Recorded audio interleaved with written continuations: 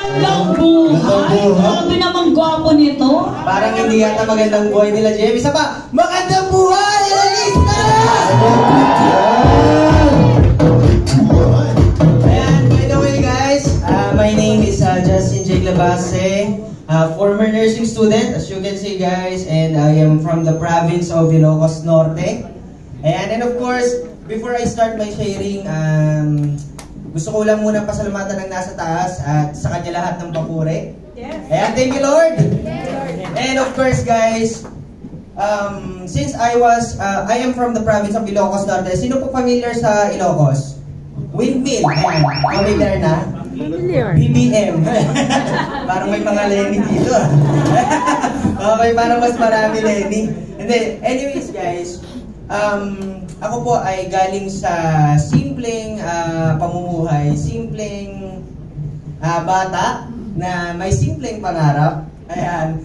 Kasi alam ko na, sino po taga-province dito? Probinsyano. Probinsyana. Ayun, marami. I know for sure, most of us is tayo ang na-inject sa atin na parang paniniwala is na for you to become successful in life, ang kailangan mong gawin is number 1, mag-aral. Tama? Tama. Kung pangalawa, kumuha ng diploma. Tama. And pangatlo, maghanap ng trabaho and sabi nila, magiging maganda ang buhay mo. Pero, one thing I realized, there is this one person na nagpa-realize sa akin na sabi niya, kaya mong i-predict ang future mo, sabi niya sa akin. And sabi ko, paano? Gusto niyo malaman paano? Yes! Sabi niya sa akin, maghanap ka ng tao na 10 years nang gumagawa ng gusto mong maging ikaw, sabi niya sa akin. So, what I did is, naghanap po ako ng Nansing. Baka kaibigan mo yun. Tropa! Ayan, naghanap po ako ng matagal ng nurse in the service, no? So, 10 years. And then, so far, so good. Nakahanap naman po ako ng maraming mga nurse na 10 years na po na nasa service. Sino po nurse dito? Meron po ba? Ayun, marami. And then, nung tinanong ko yung taong nagsabi sa akin, para saan? Sabi niya, tignan mo kung ano yung status nila sa buhay. Kung ano yung status nila ngayon, for sure hindi magkakalayo yung status nyo in the future.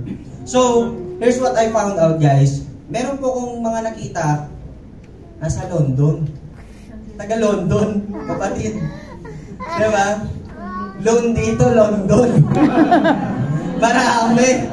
And pangalawa, they are still nakaasa sa parents nila, nakatira sa parents nila, humingi pa rin ng pera sa parents nila. And pangatlo, laging nasa, wala pang sariling sasakyan. Kumbaga, basically, wala pang sariling pundar for the past 10 years. And then sabi ko, doon ako napaisip, is this the future that I want? Ito ba yung buhay or status na gusto ko? I have nothing against sa pagiging nurse or employment. Pero, the thing is, ako kasi yung tao na may malaking pangarap. Kaya sa akin, yun yung buhay na parang hindi ko pangarap para sa akin. And para po sa mga hindi nakakaalam, ako po ang panganay sa aming mga magkakapatid. So basically, I am the breadwinner. No? So, sa akin nakaasa, kumbaga, yung future na rin ng family ko. Diba? So, ngayon, talagang malinaw sa akin before na magna-nurse ako and then pupunta din ako ng abroad. Ayan, kagaya po ni Sir Hilder, na magiging OFW. Diba? Pero, again, nung na-realize ko yon, dun ako napaisip na what if meron akong pwedeng gawin dito sa Pilipinas na hindi ko na kailangan pumunta ng mga bansa. Kasi I believe, lahat po ng mga nakakausap kong international partners ko, isa lang po sinasabi nila, if I have only the chance and choice na magstay sa Pilipinas at kitain yung kinikita ko dito, hindi na ako alis. Tama. Diba? That's why, nag-decide po ako na maghanap ng business na pwede kong gawin. So, you might be asking or thinking right now, paano na-introduce sa'yo nasa bundok ka? Buti nga, nagka-internet doon eh.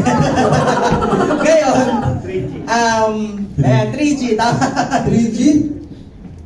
3G. So, na-introduce sa akin yung business po guys through social media or through TikTok to be specific. Sino po ang nakapag-inquire lang sa social media at naging partner, official partner? Ayun, napakarami. Marami, Jemo. Diba? And of course, na-introduce sa akin tong business na to, the one and only, Jiaman. Kaya, palakpakan natin guys! Thank you so much, Jiaman. Ayan.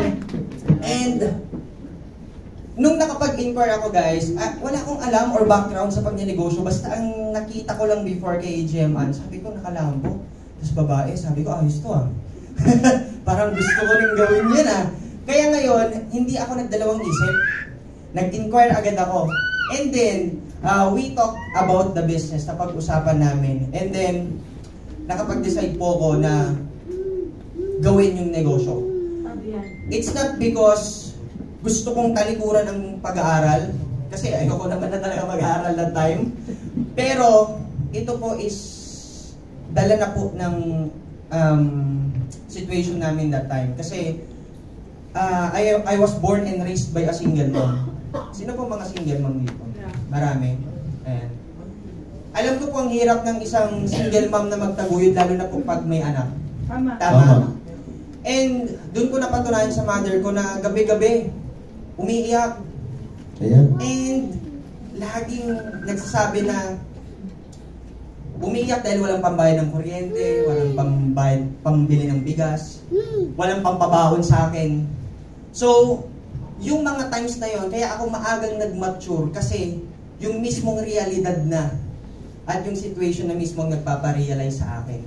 Dumarating sa point guys, maraming pumupunta sa bahay namin, naniningil ng utang, iba't ibang tao. Pero, kahit nandun yung mama ko, sasabihin niya sa akin, sabihin mo wala ako. Sabihin mo pumunta ng palengke. Eh ngayon ang problema, tatanungin ako, anong oras babalik? Patay, sabi ko. Sabi mo, 2 months. And then, nag-decide po ko na kinausap ko yung mother ko. Gusto kong gawin yung business full-time. Pero again, ang mga nasa province, ang pinaka-trophy po ng mga magulang doon is diploma. Tama, mali? Yeah. Kasi they are very competitive na yung kapitbahay mo nakapagtapos-tapos ikaw hindi. Tama. So basically, they have that kind of thinking. Tama. Kaya ngayon, ako naman, sabi ko, malaki akong isang kahihiyan talaga pag wala akong diploma at hindi nakagraduate. Tama. Pero, eto ngayon guys, since na-realize ko yung kanina na sinabi ko, hindi ako ni-stop ng ganon. Sabi niya sa akin ng mother ko, gusto niyo malaman? Yes. Yes. Sabi sa akin ng mama ko, di kita kikilalaning anak pag wala kang diploma.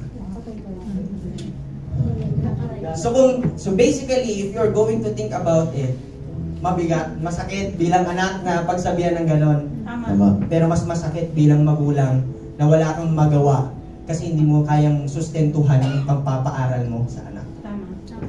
That's why I decided pumunta po ako ng Maynila.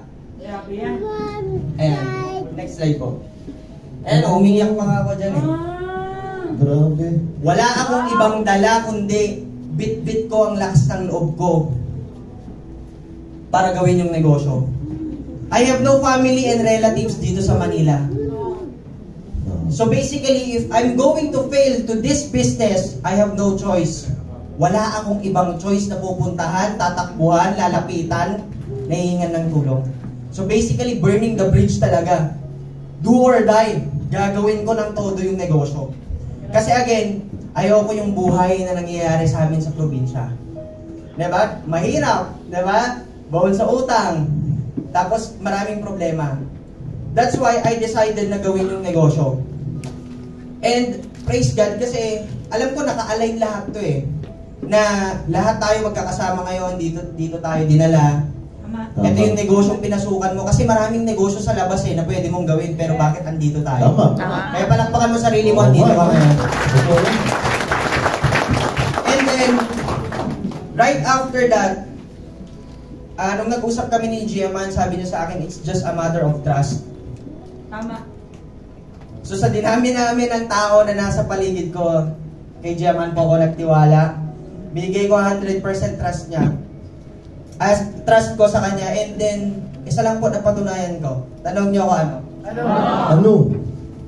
Mas mabilis kunin ang resulta pag meron kang mentor na mag-guide sa'yo. Tama. Kaya naman, when I started, and next slide po.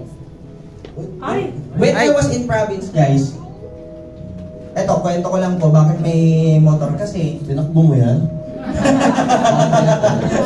opo, parang mga all lover, Jim.